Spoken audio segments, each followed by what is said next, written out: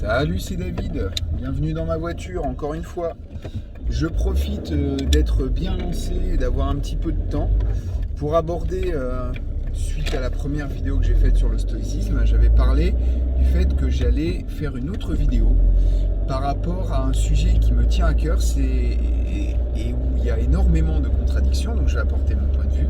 C'est doit-on, pour être autonome, être contre le système, dans le système, ou peut-être quelque chose un petit peu entre les deux. Alors, comme vous le savez, moi à l'heure actuelle, j'ai un petit camping à la ferme, donc c'est mon travail principal. Je fais des petites choses à côté, mais c'est surtout ça qui me prend du temps et qui me fait vivre. Et j'ai pris le parti, contrairement à certains dont j'aborderai après le sujet, de travailler avec le système pour éviter justement que ne soit gâché tout mon travail d'autonomie. J'explique. Je prends l'exemple de certains écolieux, certains oasis, pour ceux qui connaissent la référence suite à une de mes dernières vidéos, qui essayent, et voilà, pourquoi pas, de devenir autonome le plus possible, de refaire système le plus possible, mais en luttant contre le système. Le système qu'ils utilisent d'ailleurs, en allant sur Facebook, YouTube, etc., qui fait partie du système. Le système, c'est finalement à peu près tout ce qui régit nos vies. Ce qui nous permet de côtoyer d'autres personnes. Et moi, j'ai pris le parti de vivre en autonomie et pas en autarcie. L'autarcie, à part dans de rares exceptions, et il y en a, est une hypocrisie totale. Penser que l'on peut devenir autonome et que le système que vous faites vivre, qu'on fait tous vivre, va se laisser faire et va laisser des îlots d'autonomie pour lesquels il n'y a aucune règle, le système luttera contre. Je prends l'exemple des ZAD. Dans les ZAD, il s'est passé des choses vraiment formidables. Je le dis, d'autant plus que j'ai un ami qui a été un temps à la ZAD de Notre-Dame-des-Landes. Un mec que je connais, électricien, c'est pas un pull-à-pisse, pas un mec en sarouel qui fout rien de la journée, qui fume des pétards, non. Un mec qui est dans le système, comme moi, mais qui se sert du système pour atteindre un certain degré d'autonomie. À Notre-Dame-des-Landes, donc je disais, il y avait des initiatives absolument formidables. Il y en a qui avaient monté des chèvreries, qui faisaient du pain, qui faisaient du maraîchage, etc., etc. Sauf que ils utilisaient des terres qui ne leur appartenaient pas. Et donc du coup, ils se sont retrouvés à avoir le système à un moment qui les a retoqués, qui a dit « Oh, vous êtes bien mignons, mais vous ne payez pas d'impôts, vous ne payez pas ci, vous ne payez pas ça, vous voulez être hors système. » Bon, par contre, bien sûr, quand il y avait un gros problème, ils allaient à l'hôpital comme tout le monde, ils étaient bien contents de trouver le système à certains moments. Sauf que le système les a retoqués, leur a dit « Ça marche pas comme ça, tu t'installes dans une société, dans un terrain qui appartient à la société, nous à un moment, si tu te conformes pas, on te déloge. » Et c'est là qu'est toute la difficulté. Si vous allez faire un jogging, un petit footing, avec le vent de 200 km/h de face, donc avec la puissance gouvernementale en pleine face, ça va être très difficile d'avancer. Vous allez vous fatiguer pour rien, voire même à un moment vous reculerez ou vous tomberez. Alors que si vous avez l'intelligence d'aller faire votre footing avec le vent dans le dos, ou tout du moins pas de vent, vous allez y gagner en termes d'effort et vous serez guidé. Mais aujourd'hui, c'est plus ou moins ce que je fais. Mon activité, donc le camping à la ferme, et l'installation d'un écolieu sur place se fait et se fera.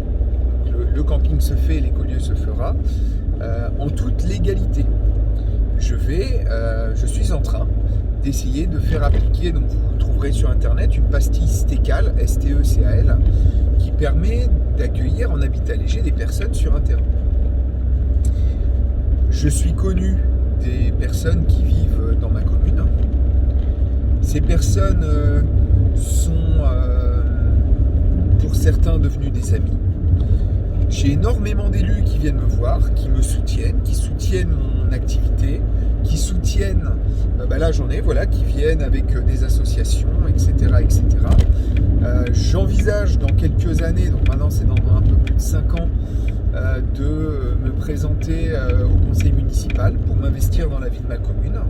D'ailleurs, Alexis, que je salue au passage, est également à la commune, il est conseiller municipal. Et donc du coup, je pense qu'il est important d'aller dans cette société avec les autres vers une certaine forme d'autonomie. Si on le fait en autarcie, les gens ne vous connaissent pas, vous inspirez de la crainte, les gens craignent ce qui est différent, alors que si on l'aborde d'une manière subtile, comme je le fais, où je parle aux gens de mes projets d'autonomie, de ce que je fais, j'ai une adhésion à mon projet qui est énorme et j'ai pas tous les voisins qui vont se liguer contre moi pour essayer de me faire dégager. Alexis avait réagi justement sur une vidéo et j'y avais également ajouté des choses en réponse à sa vidéo sur les gens qui s'étaient installés un peu en sauvage, qui avaient construit des cabanes dans ce qu'ils appelaient de la désobéissance fertile. Ouais, enfin, ils avaient tous les voisins à dos, ils se sont installés sur un terrain où une petite dame voulait que son fils s'installe et donc ils lui ont piqué littéralement son terrain et ils étaient très agressifs, ils se sont fait dégager. Les gens qui voulaient monter cette oasis où ils ont demandé des financements participatifs et nous on fait ce qu'on veut et gna gna gna et n'importe qui peut venir et blablabla, ils se sont fait dégager, leur compte de dons a été fermé et ils l'ont eu dans le cul. Parce que à un moment, il faut construire en bonne intelligence avec les autres, vouloir construire une autonomie, mais en envoyant paître tous ceux qui vous entourent, en voulant faire tout pour votre gueule, ça ne peut pas fonctionner. Et donc du coup, c'est pour ça que moi, j'ai pris le parti, non pas de lutter contre le système frontalement, mais de lutter contre le système en luttant de l'intérieur. Ça passe par un mode de vie alternatif, ça passe par certaines subtilités vis-à-vis de la loi qui me permettent de rester dans la loi tout en zigzagant autour, mais en restant dans un cadre légal, notamment eu égard au pass sanitaire, etc.